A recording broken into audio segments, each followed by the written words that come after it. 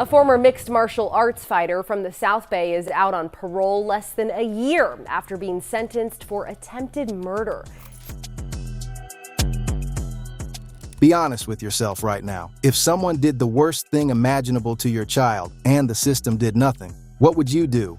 Because Cain Velasquez, a two-time UFC heavyweight champion, answered that question for real. He grabbed a loaded firearm, chased the man through 11 miles of city streets, and pulled the trigger. What happened next destroyed his life. But to understand how a two-time UFC heavyweight champion, one of the most feared men on the planet, ended up behind bars, you have to go back to the beginning. And the beginning of this story is far darker than the ending. Cain Velasquez wasn't just any fighter. This man was a wrecking ball inside the octagon, a Mexican-American kid from Salinas, California, who clawed his way to the top of the most violent sport on earth, twice. He was the pride of the American Kickboxing Academy, a teammate's first kind of guy who trained alongside legends like Daniel Cormier and Khabib Nurmagomedov. Outside the cage, he was a devoted husband, a loving father, a man deeply rooted in his community. The kind of man who would coach the next generation of young fighters at the gym instead of chasing clout on social media. But in early 2022, Velasquez's world was ripped apart in the most vicious, soul-destroying way imaginable. His then 4-year-old son had been allegedly molested at a home-based daycare run by the family of a man named Harry Goulart Jr. Let that register for a second. We're talking about a child, a 4-year-old boy, Cain's own flesh and blood, reportedly victimized by someone who was being trusted and paid to watch over him to keep him safe. The allegations were horrific, stomach-turning. Lewd acts with a minor under 14, with claims that Goulart repeatedly abused the boy at the family-run facility. Now imagine being Cain Velasquez in that moment. You've spent your entire life solving problems with controlled violence. You have the skill set of an apex predator, and somebody just hurts your kid, your baby. For most men, the rage would be blinding. For Cain, it became a mission. Police say in 2022, Velasquez chased a car in San Jose, firing shots at the driver. Investigators say he was targeting the man accused of molesting Velasquez's son at a daycare. What happened next played out like something straight out of a crime thriller. Velasquez allegedly rammed his truck into a vehicle carrying Goulart and fired multiple shots during an 11-mile high-speed chase through San Jose, California. 11 miles. That's not a snap decision. That's a man locked in, running down his target through residential streets near schools with a loaded firearm. But here's where the situation went sideways. The bullet didn't find Goulart. Instead, it struck Paul Bender, Goulart's stepfather, in the arm, causing non-life-threatening injuries. Goulart himself walked away without a scratch. Cain had pulled the trigger, sent rounds flying on a public road, and hit the wrong man. The predator missed his prey, and an innocent bystander caught the stray. 3 years while awaiting sentencing. In 2022, Velasquez was accused of shooting at a man during a high-speed car chase in Morgan Hill. And just like that, the hunter became the hunted. The roles reversed in the most brutal fashion. Velasquez was arrested and charged with attempted murder, assault with a deadly weapon, and a string of other felonies. A judge took one look at the case file, the high-speed pursuit, the gunshots fired on public roads, the injured bystander, and denied bail without hesitation, pointing to what the court called a reckless disregard for human life and citing serious public safety risks. No special treatment, no celebrity pass, no leniency because of his name or his titles. The man who once held the UFC heavyweight championship was now sitting in a cold county jail cell, staring at concrete walls. No bail, no way out, and no idea when he'd see his kids again. The streets were talking. The MMA world was in shock, and the debate that would rage for the next 4 years had officially begun. Was Cain Velasquez a dangerous vigilante, or was he just a desperate father who did what any man would do when the system failed his child? With Cain locked up and bail denied, the next chapter of this saga turned into a grinding, brutal legal battle that would stretch on for years. And while the courts moved at their own pace, the court of public opinion moved much faster. The hashtag Free Cain exploded across social media almost immediately. Fighters like Daniel Cormier, Khabib Nurmagomedov, and dozens of others rallied behind their brother, viewing his actions as understandable parental instinct. This wasn't some random criminal to the MMA community. This was their guy, one of the most respected men in the sport, a man who had never been in trouble a single day in his life. But the law doesn't care about hashtags, and the prosecution wasn't playing around. After 8 months in custody, Velasquez was finally released on $1 million bail with GPS monitoring and strict house arrest conditions in November 2022.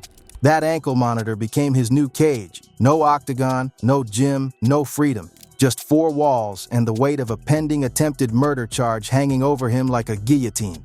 For the next 2 years, Cain sat in legal limbo, trapped in a purgatory between the life he once knew and the prison cell that awaited him. His defense team went to war in the courtroom, arguing that the emotional trauma of discovering his son had been violated, combined with what they described as the system's complete and utter failure to protect an innocent child, drove Velasquez past any rational breaking point. They painted a picture of a man who wasn't a criminal at heart, but a father who snapped under the most unimaginable pressure a parent could face. But prosecutors fired back hard, methodically pointing out that Cain's 11-mile chase through populated neighborhoods, blazing through intersections near schools, and firing rounds into a moving vehicle with multiple occupants inside put every single soul on those roads in mortal danger. Intent didn't matter when innocent lives hung in the balance.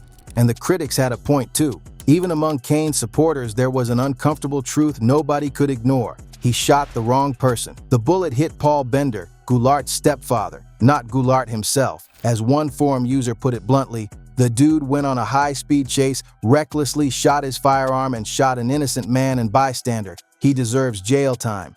Even those who sympathized couldn't fully co-sign the method. Veteran defense attorneys told MMA Fighting at the time that Velasquez had essentially thrown his life away, emphasizing that vigilante justice, no matter how emotionally justified, carries devastating legal consequences. Then, in August 2024, the case took a pivotal turn.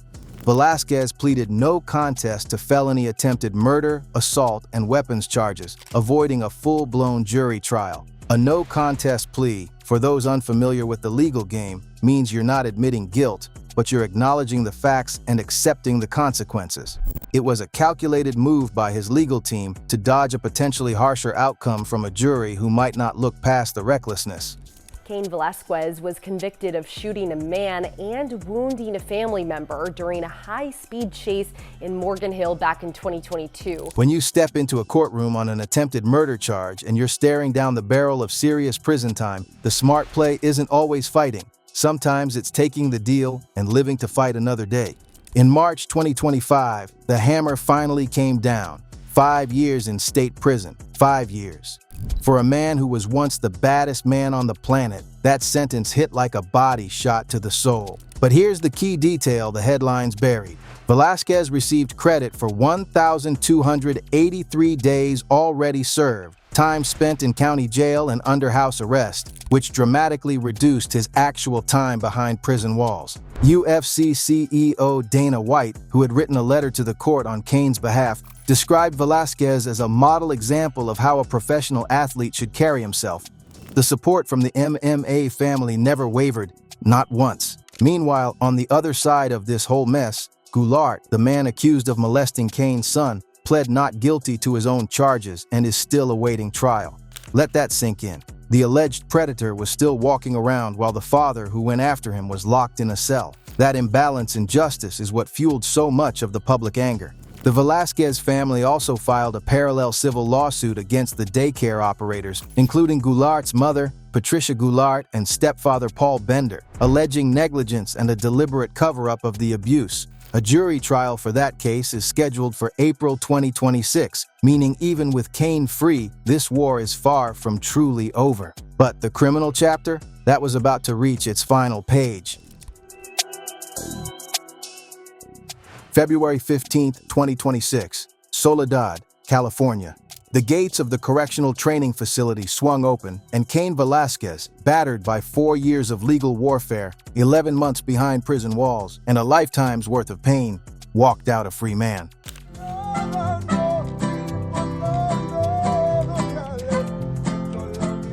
What awaited him outside those gates wasn't a mob of reporters or cameras, it was his family. His children ran to him, his wife held him, and a mariachi band, Mariachi Jalisciense, filled the air with music as Velasquez, the 43-year-old former champion, embraced his kids after serving 11 months behind bars.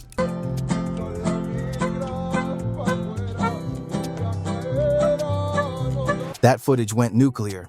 It spread across the internet like wildfire. Every MMA page, every sports outlet, every corner of social media lit up simultaneously.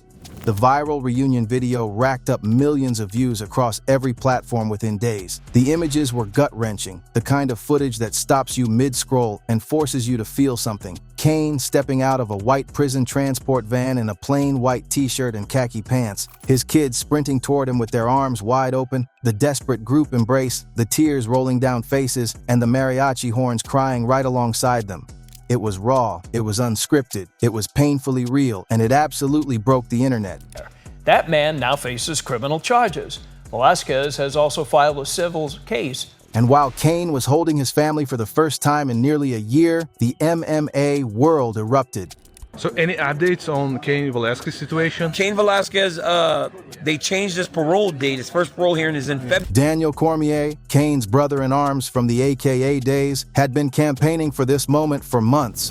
Keep your fingers crossed, pray for the champ, and hope that he gets out. Because the reality is he's no danger to society, right? He's, when he was home, he was just helping the next generation of AKA athletes. When the news finally dropped, Cormier took to social media with one simple message: "My dog back home. Welcome home, champ."